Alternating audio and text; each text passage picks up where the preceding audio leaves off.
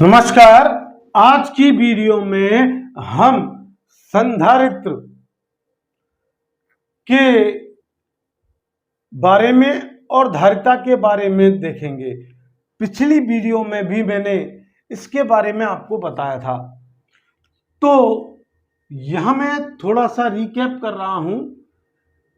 संधारित्र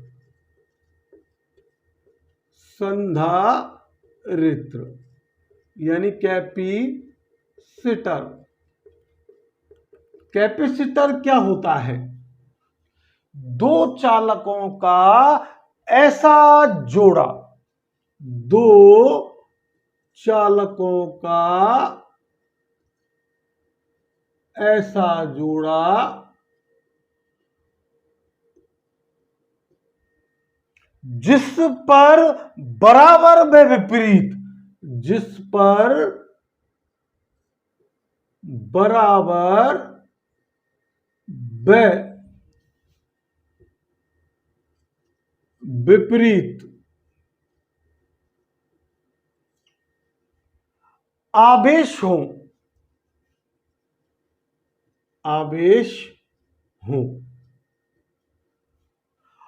और वे चालक के जोड़े अति निकट हों और चालक अति निकट हो।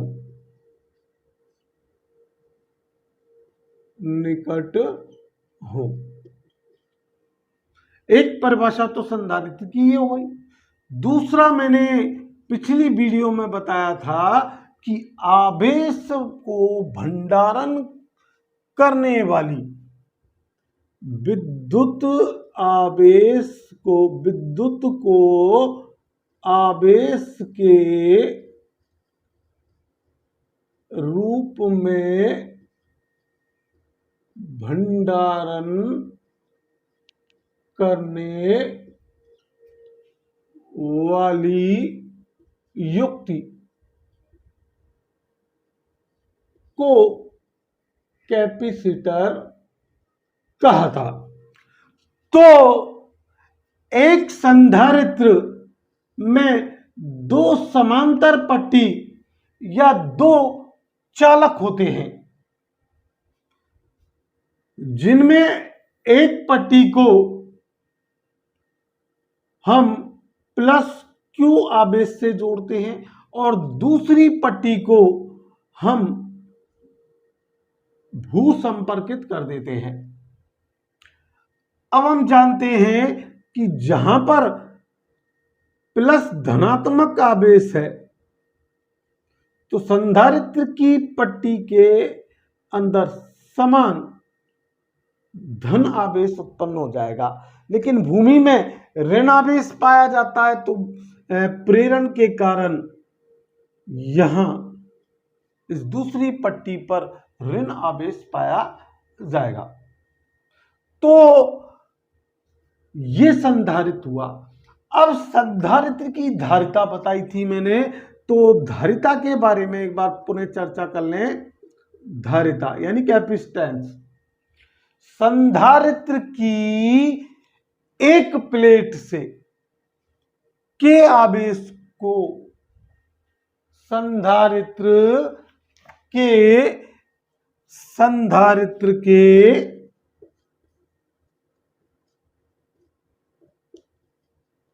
एक प्लेट को आवेश दिया जाता है,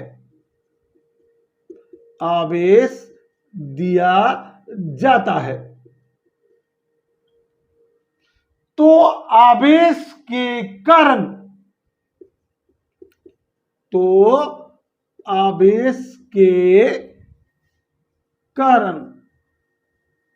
विभव में परिवर्तन होगा। आवेश के कारण विभवांतर उत्पन्न होगा, के कारण उत्पन्न विभवांतर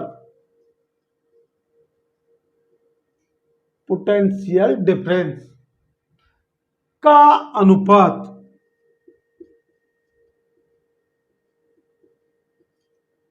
धारिता कहलाता है। दूसरी कल परिभाषा मैंने बताई थी कि आवेश भंडारण करने की क्षमता को हम उस संधारित्र की धारिता कहते हैं। तो दूसरा हम क्या कह सकते हैं, आवेश को भंडारण करने की क्षमता धारिता कहलाती है। अब देखिए अब कि हमारे समांतर प्लेट संधारित्र की धारिता जब उसकी प्लेटों के बीच आंशिक विद्युत परावैद्युतिक पदार्थ रखा गया हो, उसका डेरिवेशन ज्ञात करेंगे हम। तो समांतर प्लेट संधारित्र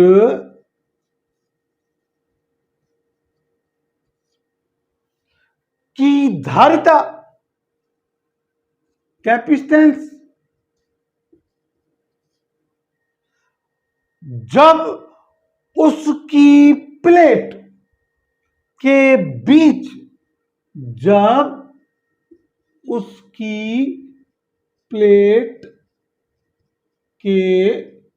बीच आंशिक परावैद्युतिक पदार्थ रखा हो। तो इसका हमें चित्र बना रहा हूं आपको कि ये आपकी दो समांतर पट्टियां हैं, एक एक्स और एक वाई। एक्स पट्टी को हमने क्यू आवेश से जोड़ दिया और वाई पट्टी को हमने भू संपर्कित कर दिया। अब दोनों पट्टियों के बीच की दूरी आपकी डी है और इनके बीच में आंशिक रूप से कोई अचालक पदार्थ यानी परावैद्युतिक पदार्थ, जैसे कांच मान लें, सेरेमिक मान लें, तो कांच की पट्टी मान करके चल रहा हूं मैं, कांच की पट्टी। ये सेरेमिक भी हो सकता है, अभ्रक भी हो सकता है। तो अब ये जो आंशिक परावैद्युतिक पदार्थ की पट्टी है, इसकी मोटाई टी है, ये मान लिया हमने, और इसका परावैद्युतिक स्थिरांक, परावैद्युतिक स्थिरांक बराबर की। तो सबसे पहले हम प्लेटों के बीच वायु में विद्युत क्षेत्र की तीव्रता निकालते हैं। प्लेटों के बीच वायु में विद्युत क्षेत्र की तीव्रता, और आप जानते हैं विद्युत क्षेत्र की तीव्रता का हम पहले डेरिवेशन में E बराबर सिग्मा अपॉन एप्सिलॉन नॉट ये हम सिद्ध कर चुके हैं। जबकि सिग्मा क्या होता है आपका पृष्ठीय आवेश घनत्व, पृष्ठीय आवेश घनत्व जिसे सिग्मा से व्यक्त किया जाता है, और एकांक क्षेत्रफल पर उपस्थित आवेश, एकांक क्षेत्रफल पर उपस्थित आवेश यानी कि Q/A। यहां हम इसका मान पुटअप कर दें सिग्मा का, तो सिग्मा का मान आप पुटअप करोगे तो Q/ε0 0। अब इसे Q/A, अब ये A नीचे चला जाएगा तो हो जाएगा आपका Q/A इंटू ε0। ये मैं समीकरण 1 डाल रहा हूं। अब देखिए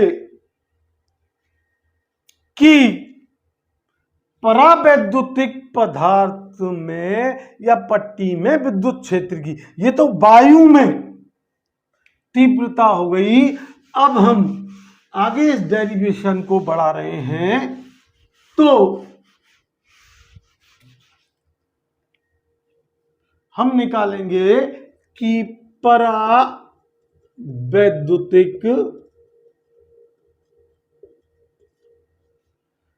पट्टी में विद्युत क्षेत्र की तीव्रता, विद्युत क्षेत्र की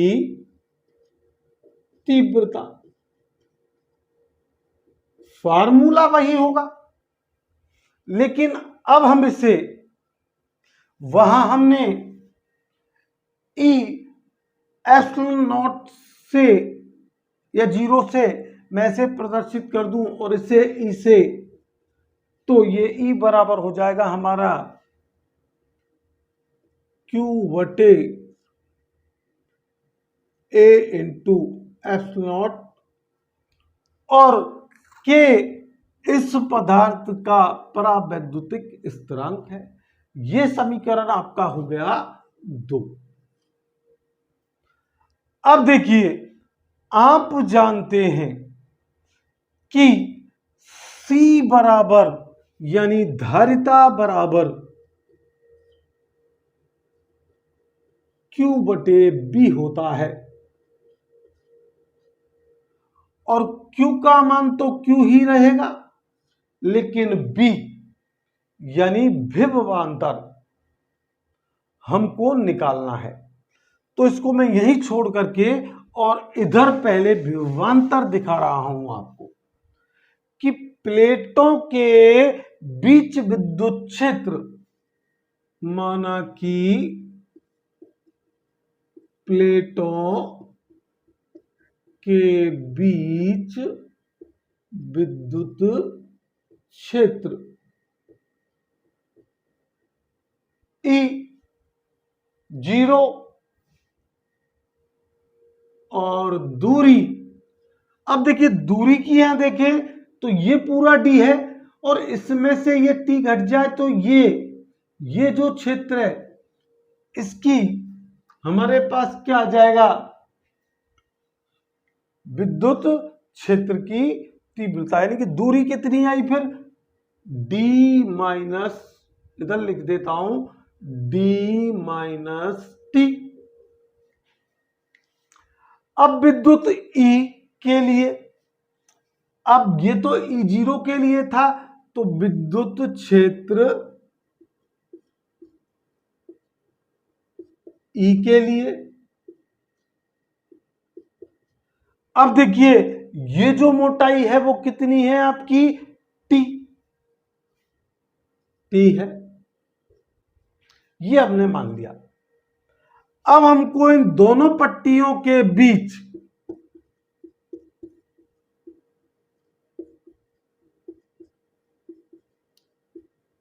विभवांतर ज्ञात करना है। तो B बराबर होता है, ये आपको मैं पहले बता चुका हूं कि B बराबर आपका E इंटू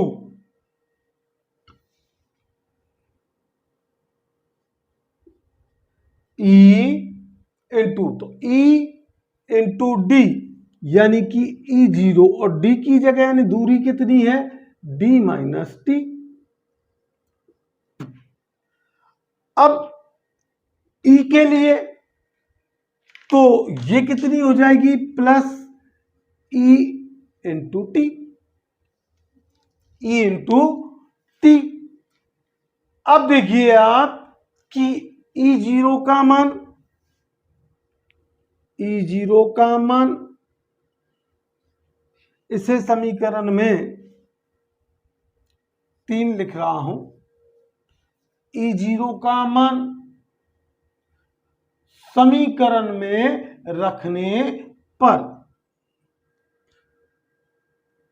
ई जीरो का मान रखने पर, तो ई जीरो का मान रखेंगे तो Q बटे ये क्या है आपका, A इंटू एप्सिलॉन जीरो, यहां आपका क्या है, D माइनस टी, प्लस ई का देखिए ई का मान रखें, तो ई का मान अगर आप देखते हैं तो आपका कितना आ रहा था, वो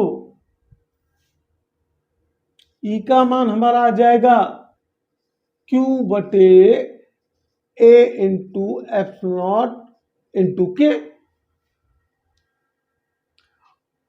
तो Q बटे एप्सिलॉन A इंटू के और इंटू टी।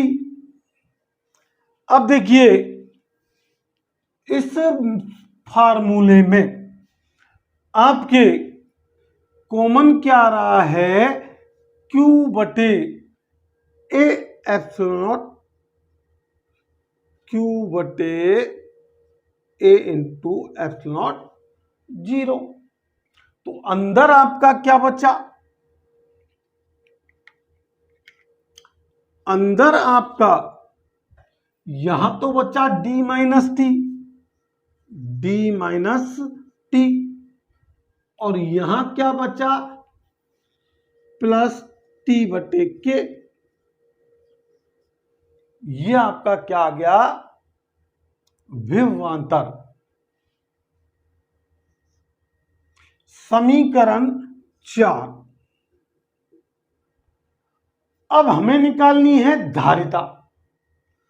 तो धारिता का फार्मूला मैं लिख चुका हूं पहले, C बराबर Q बटे B, जबकि B बराबर आपका क्या आया हुआ है, Q बटे A epsilon zero D minus T plus T बटे के।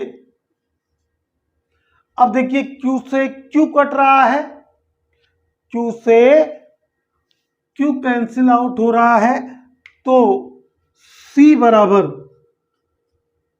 ये A बटे एप्सिलॉन जीरो ऊपर चला गया और बटे में आ गया आपका D माइनस टी